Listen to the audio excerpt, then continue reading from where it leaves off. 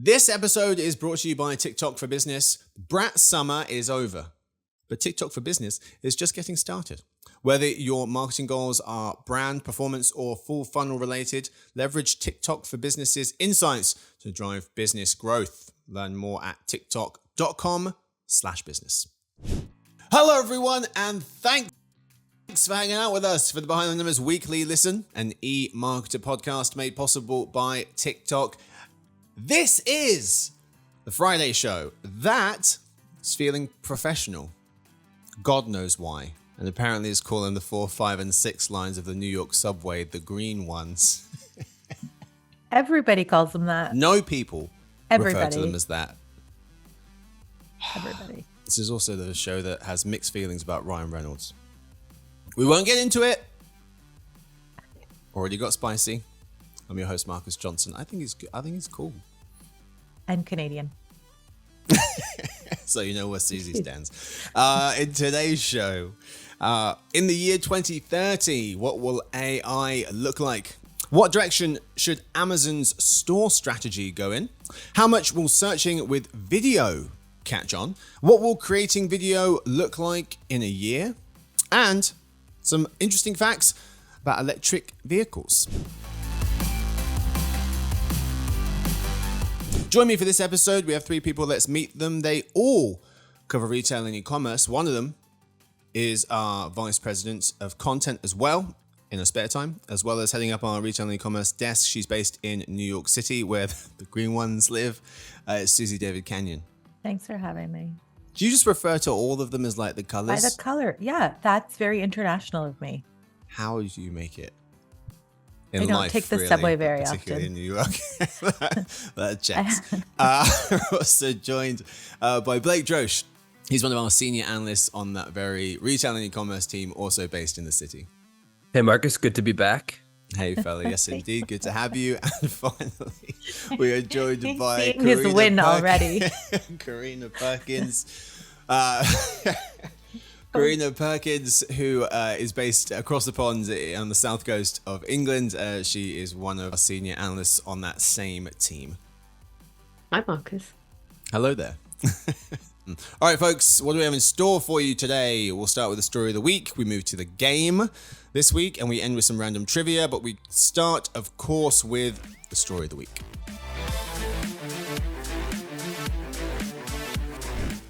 In the year 2030, what will AI look like was the title of an article by Bart Ziegler of the Journal. He was questioning whether AI will live up to the hype, boosting economies and simplifying everyday life, or will it fizzle out? Or change the world for the worse, perhaps, replacing human relationships and spewing fake media everywhere. His article asks a selection of experts to weigh in on what AI will be doing in 2030. A couple of folks he spoke to. Gary Marcus, founder and chief executive of a machine learning company that was sold to Uber, thinks that the rampant tendency for AI to hallucinate will be its albatross. Eric Brynjolfsson, director of the Stanford Digital Economy Lab, thinks over half of the Fortune 500 companies could vanish, replaced by a wave of new titans and an unprecedented number of trillion-dollar companies. And finally, Ethan Mollick. There's lots of other people, but finally for me, Ethan Mollick, professor of management at the University of Pennsylvania's Wharton School, notes that some experts suggest we may achieve artificial general intelligence, machines that can outperform humans in virtually every task as soon as 2033. The gang have agreed to represent the different positions on the future of AI, the bear case, the medium case, and the bull case. I don't know if it's called the medium case, but it is now. Karina is taking the bear case here. So by 2030, AI will only moderately improve our lives. Karina, why do you see this reality transpiring? Well, I think this is less about how rapidly the technology is going to develop, which I imagine is fairly rapidly given the advancements that we've already seen.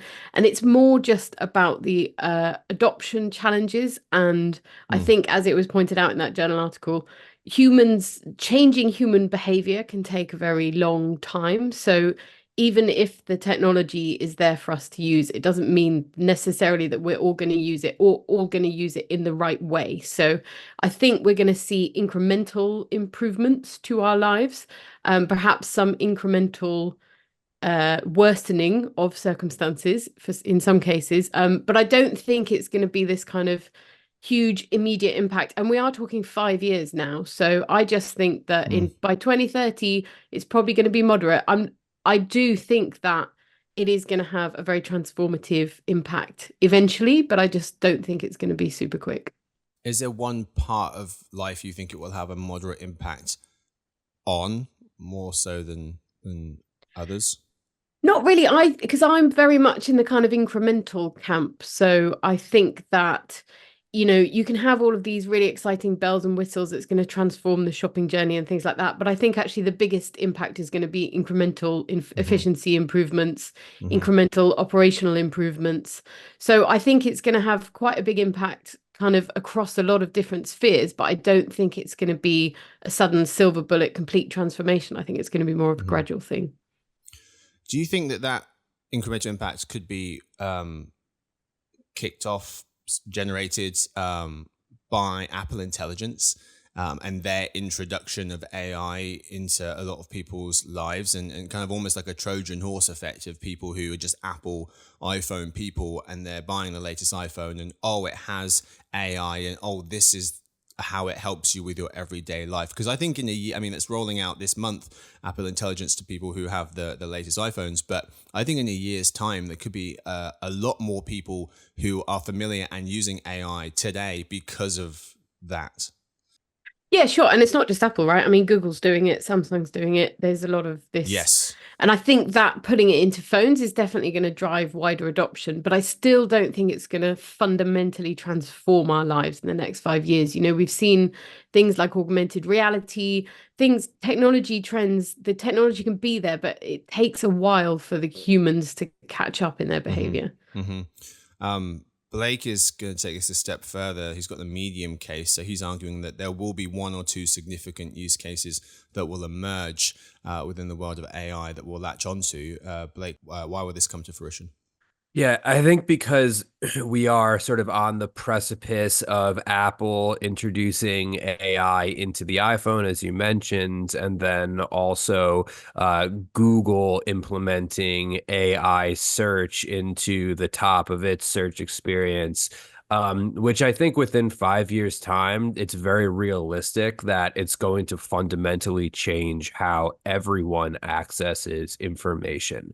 That is a very, very large component of the way that we all live our lives. If you think how often we turn to search engines, how often everyone turns to the internet to find all types of information on a daily basis, if AI is inserted into that experience of the tools that we are already using, I think it's really just a matter of time before it completely changes the way that we are accessing all of the information that we would on that we do today on Google searches and, referring to our phones.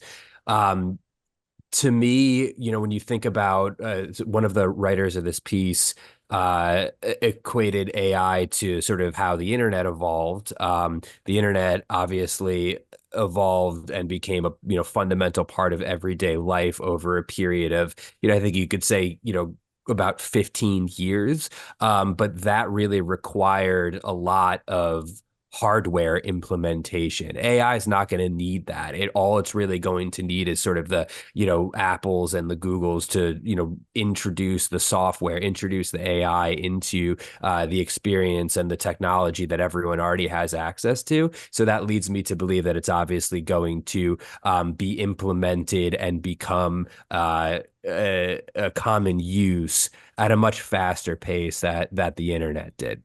I forced Susie to take the last position here, which is that it will change the world. It's the bull case. Susie arguing that human level intelligence is all but a certainty by 2030. Susie, what's the argument here? So I think my colleagues sort of led into this, which is it's going to be, and it currently is pretty much embedded in everything we do, and it'll just be at your fingertips. You won't even be thinking about it, and it'll just be there for you to use. And that's different than some of the other technology like AR, VR, or, Web3 that didn't take off because, yes, all of these things need a different habit, but the habit creation, we all know that book, How to Create a Habit. It takes about a month. They're removing friction, all of these platforms, by just embedding in it. And I think they have shown so many different successes. Yes, there's hallucination. Yes, there's lots of things. In 5 years, they will have figured all of that stuff out. But every industry and every function is impacted by some formulation of Gen AI. Just the other day, I heard on a podcast that there is in farming in Africa, where they don't all have the same tools that we do here in North America. There are some sort of platforms that help sort of triangulate weather patterns, the quality of your soil, helping you better understand what to plant where, which is going to help them be better, more fruitful farmers, pun intended. So I think just that. Plus, if you think about, I could keep going on and on. Just think about healthcare, everything from better treatments to better personalized treatments to better drug care. And if that all did not convince you, what I would say is that the Nobel Prizes are being awarded right now. And the one in physics was to an artificial neural network. And they have enabled machine learning with that ANA. And ANA is said to be a type of machine learning, I obviously had to Google it, model that uses a network of interconnected nodes to mimic the human brain's neurons. So if today that's what's winning the Nobel Prize as like sort of groundbreaking, it's guaranteed that in 5 years it'll be part of everything we do. Will it still need some supervision? Most likely, but will it be as powerful and think like a human? Yeah, based on the newest Nobel Prize winners, I think so. Yeah. So there was this line in this piece talking about where we will likely end up. Scientist and futurist Roy Amara famously saying, "We tend to overestimate the effect of a technology in the short run and underestimate the effect in the long run." So chances are we'll probably live where Blake suggested, the kind of medium case. However, Susie, 5 years time is quite a long time. TikTok, no one really knew what TikTok was 5 years ago. It had less than about 30 million users. Now like 115 million, 120 million people in America use the thing. And so you can see how quickly something goes from no one really knows what it is to a household name. And ChatGPT, which kind of kicked off this wave of generative AI and talking about it, it's not even 2 years old yet.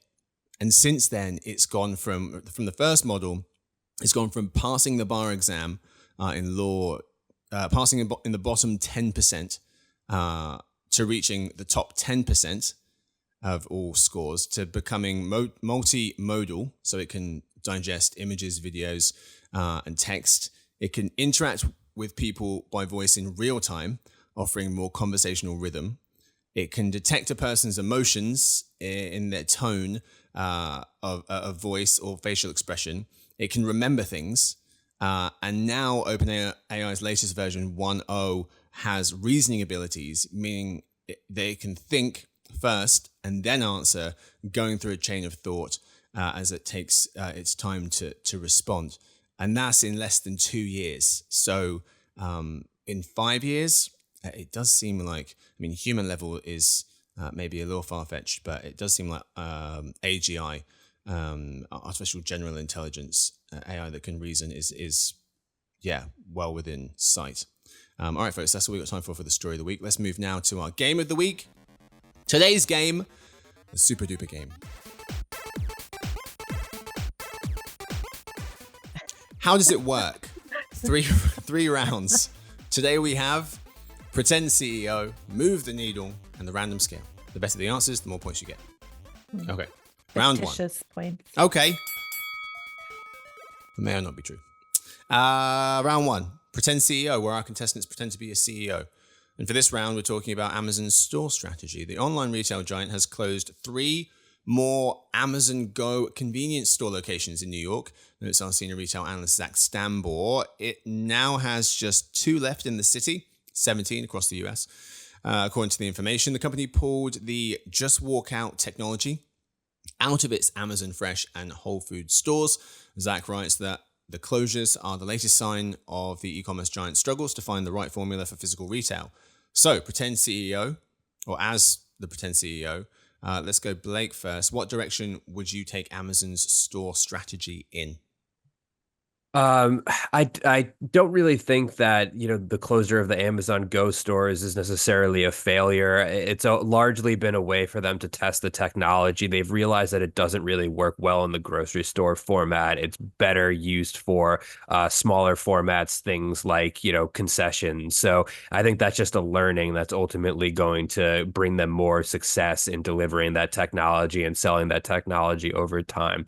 As far as what they should do, I think they should lean into the grocery angle, open up as many Amazon Fresh stores as possible, and just have a place to connect the online grocery experience with the offline experience, because that's the only way that they can really get into grocery, which is the most profitable way that they can expand into physical retail.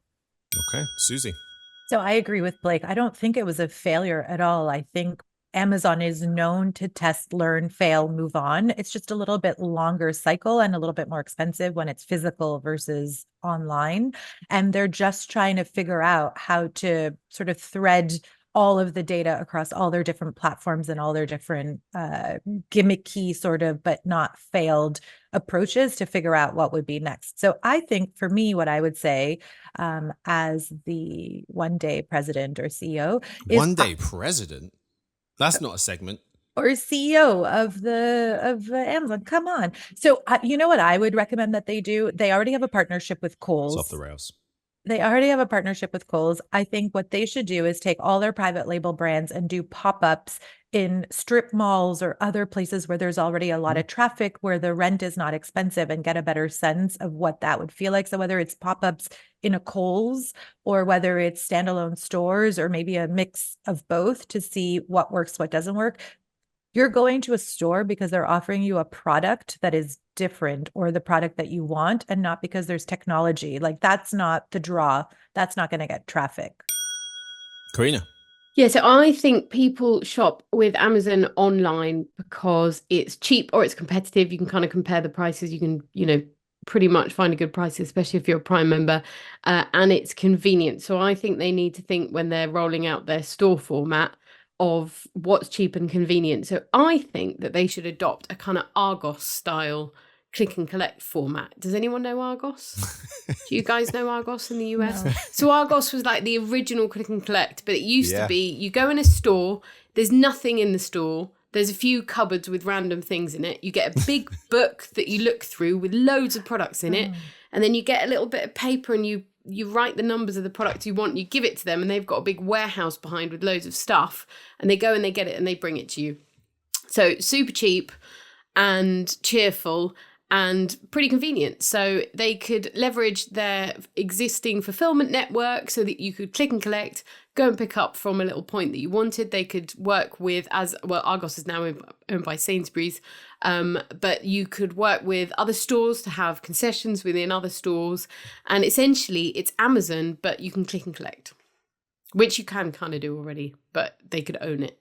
So there was a comedian who was talking about Argos, and they basically described it as a store where they decided to do retail differently and change up the format, and every other retailer was like, "Now we're fine."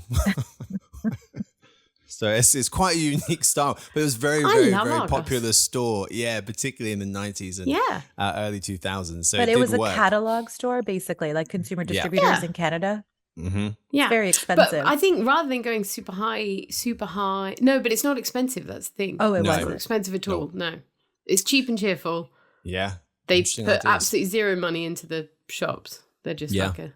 But the like Canadian equivalent was that they had to have all the merchandise. And I mean, this is before click and collect, but they had to have all the merchandise in the store. The storefront was just like, imagine a jewelry case, and that was it. And you went and talked to someone and you were like, these are the 3 things I want. They went to the back and brought you the VCR and whatever it was that you wanted. Right. Exactly that. Yeah. But my point is, like, a modern version of that now is that you don't have to have it all in there, because people can, go in and order it to collect the next day, or go in and order it online and go in and pick it up. Some interesting ideas. Physical stores, they've become an afterthought on the balance sheet for Amazon. In Q2, Amazon's physical store sales grew at their slowest quarterly rate in 3 years, less than 4% growth. And in addition to that, the line item has accounted for less than 4% of Amazon's total revenue since 2020. They've got to do something. These are some really good ideas. Let's move to our second round today. We've got Move the Needle. Folks, tell me how much this story will move the needle out of 10. Talking about Google introducing a new way to search by filming video. It's a story from Tom Gherkin of the BBC. He explains that folks point their cameras at something and ask a question about it, and then get Gen AI search results as long as they enable AI overviews in their Google app. The example that Google gave was a person at an aquarium who might want to find out why a group of fish are swimming in unison. Industry analyst Paolo Pescatore says that this is a big thing for Google. The question is, how much will searching with video catch on or move the needle out of 10? Let's go Susie first. So I would give this a 4 because I don't know that there's that big of a difference between video and still images when it comes to searching. But I do love that Google is trying all these different things with Gen AI to make my experience easier and to offer what I want, where I want, how I want in terms of gathering information. Karina. Yeah, I was also going to say a 4, and not because it's not a really interesting and potentially transformative technology, but as I said previously, changing consumer behavior can be really, really slow. So you'll get some people who will adopt it and be really excited about it, but the majority of us will be like, meh, and we'll just naturally go and search as we always have. So if you look at this chart, you look at visual search. So according to our EMARKETER survey with BizRate in August 2024, just 9% of US adults use visual search regularly. 17% have used it before, but not regularly. In terms of the people who use it regularly, that's up from 4% of people who used it regularly in April 2020. So adoption has doubled over the last 4 years, but it's still pretty low. Blake. I would go slightly higher. I'm going to say this is going to be about a 7, because it's regular usage for search. I think it should be sort of ranked differently from a use case that is potentially going to be really helpful, even if you don't use it very frequently. And I think that's where a product like visual search, like Google's visual search, is really, really impactful with consumers. I mean, I was staying in an Airbnb in Greece over the summer, and I didn't know how to work the washer machine because it was all in Greek. And you just, opened up my phone, used the Google Lens, and it translated it in real time. That's only one time that I've used it. I don't use it regularly, but I remember that time, and it's highly effective. And I think the video search can operate in the same way. And as Google keeps adding these different features, it's only going to make it more effective as a search engine in totality. Very nice. All right, folks, let's move to round 3, final round. We have the random scale where folks tell me about where they land using the random scale. Meta unveils an instant AI video generator that adds sound, writes Emma Roth of The Verge. The social giant says it can create 16-second video snippets from a single prompt and can also personalize them using a single photo, notes Axios' Ina Fried. They explain that Meta's Movie Gen tool offers more precise editing than other models, like the ability to replace an object with another inside of a video. Meta said Movie Gen will not be turned into a consumer product this year, but this isn't a first. Cade Metz and Mike Isaac of the New York Times note that earlier this year, OpenAI announced a technology called Sora, S-O-R-A, that let folks generate photorealistic videos simply by typing a sentence into a box on a computer screen. The random scale for today, the question is, what will creating video look like in a year? Your possible choices: creating video with prompts won't catch on, or by next year, half of video creation will be using AI, or AI created video will take over the whole entire world. Karina. Okay, I don't actually agree with any of these points on this scale. So I've made up my own. which is by next year, some video creation will be using AI. So I guess if you were going to force me to choose one, it would be half of video creation, but I don't think it'll be half, but some of it will. So I think that the AI is already being integrated into video production workflows. I know some people that work in video production and they're using it for various different parts of that. I don't think necessarily we're going to see entirely AI produced videos suddenly becoming dominant, but I think we're certainly going to be the technology being used for some of that video production process. I think if you look at the entirely AI produced videos, they're still kind of creepy. There's something about them. They lack that human touch. I don't know what it is. They're still a little bit creepy. So I think we've got a way to go before they take over the entire world. But I think it is going to play a fairly significant role in video production processes over the next year. Okay. Blake. Yeah, I'm going to say won't catch on.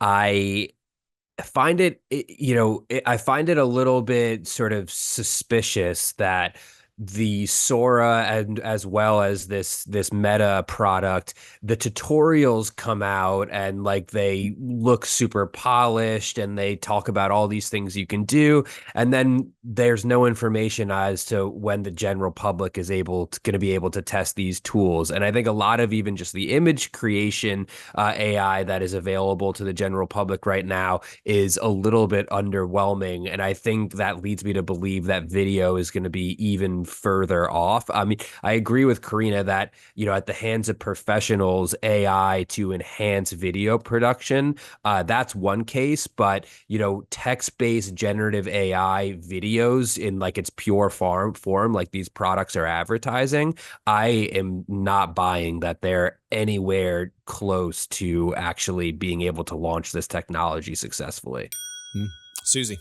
So me too. I was at about 1/3 next year. And partly that, like Karina said, partly it's because like Blake has just said, because half is a lot, but I think 1/3, now hear me out. Part of the problem is that it is not out in public consumption, like Blake said. So that's going to take some time before it's out with everybody. So that reduces the half.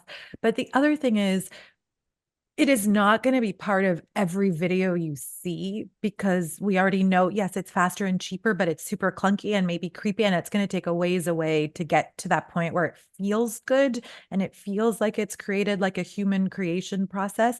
But I do think if you think about videos, they're everything from 10 seconds, like even ads, right? 10 seconds to 60 seconds. So will creatives create a 60-second cut and then use Gen AI, these sort of tools, to reduce that to meet the time length of a platform and find the right component of that and sort of use it as a tool to make what they have better so that they can use it more widely. That one video that was 60 seconds, probably, right? And if you think about it, everybody's making videos from like, how do you do X? Like creators, like there are so many different use cases. So will it take over the movies? No, never. But will it be able to help us with some incrementality on videos? Probably.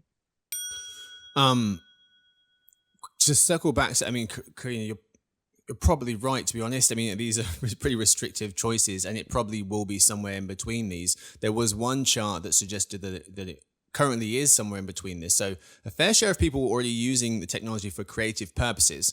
So this chart here showing that 17% of American adults use generative AI to generate or edit images, videos, and audio content according to KPMG. So that's a lot of different types of inputs there, but 17% already using technology for creative purposes. However, something about it doesn't feel right quite yet, and people are definitely noticing that. How do Americans and Brits feel about the use of AI-generated video? This chart showing that over half, between 50 to 60% of people said two things. One, they have a lack of trust in it, and two, are concerned about the risk of inaccurate content.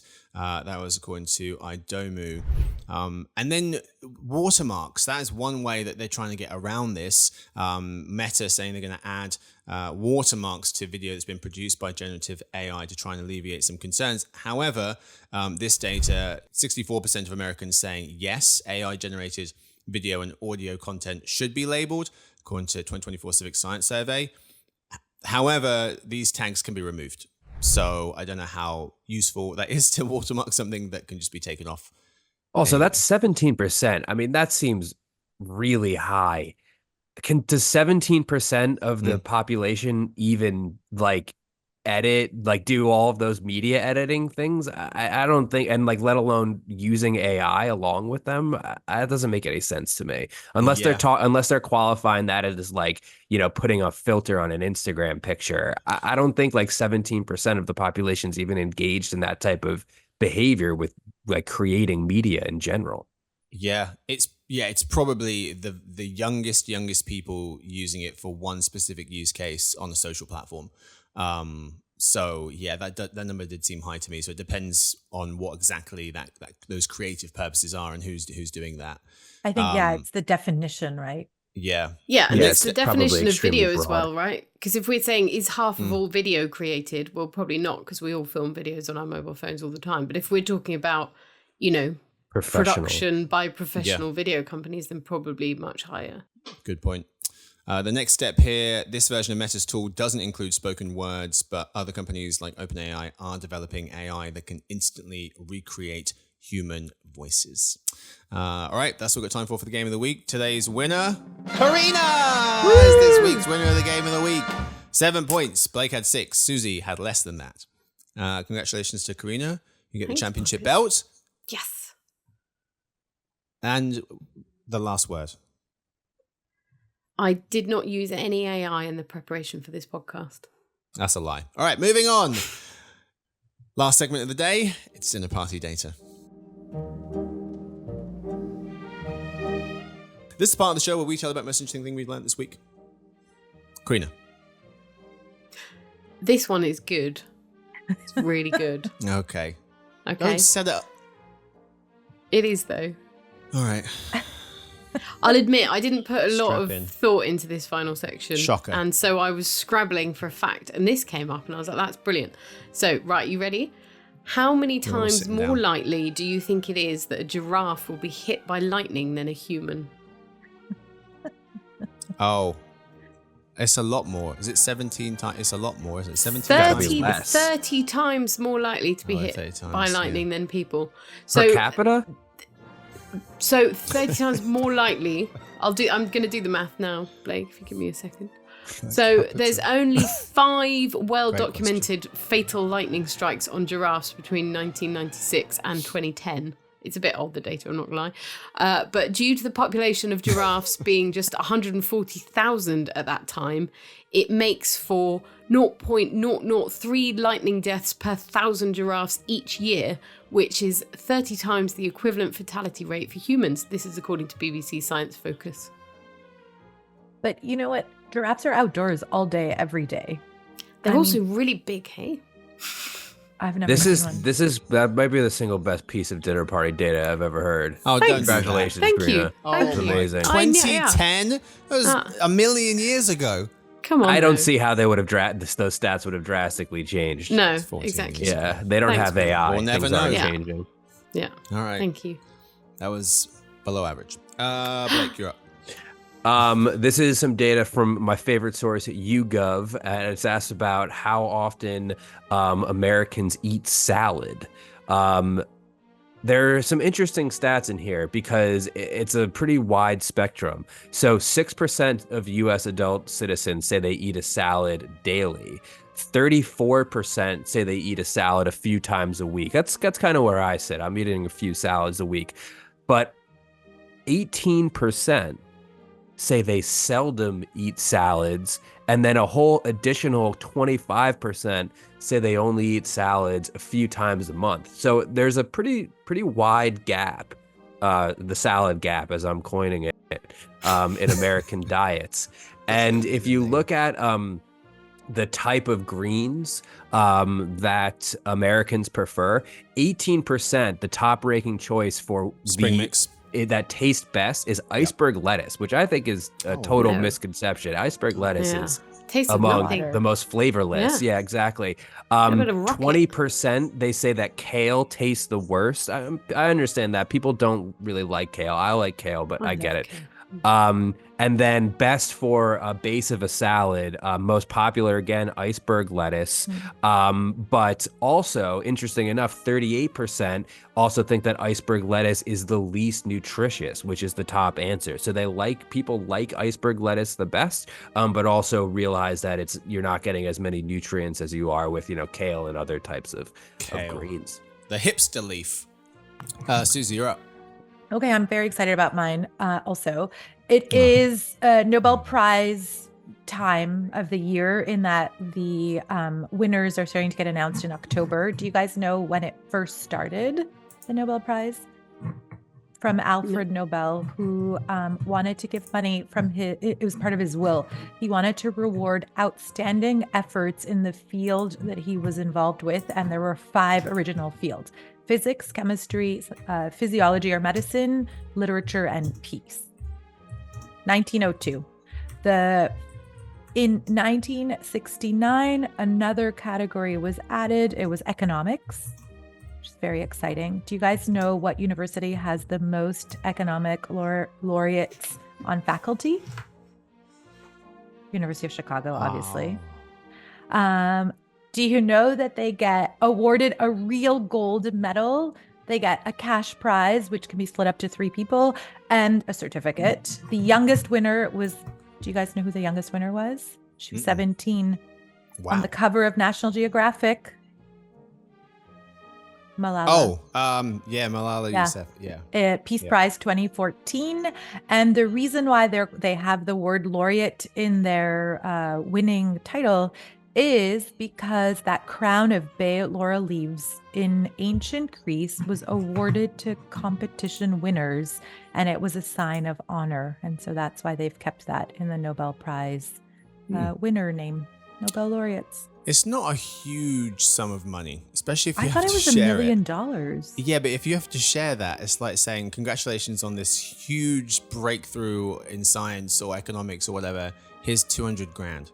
Go split it with 5 of your mates who you did this with. It just doesn't seem like enough money for some of the most important work being done of our time. Or it's extra money you weren't expecting because you were going to do it anyway. But we say to people, yeah. okay, you're quarterback for the Dallas Cowboys. Yeah. He's $60 million a year. That's Thanks my for problem. throwing the football around You're the a field. footballer. You get No offense, football. Yeah, but you guys, come on. This is not, they get a salary and they get, this is like incremental, like, It's an imbalance wow. in society. Oh, that's different. Just like how teachers and police officers and firefighters. They're paid too much, Yeah, if I'm honest.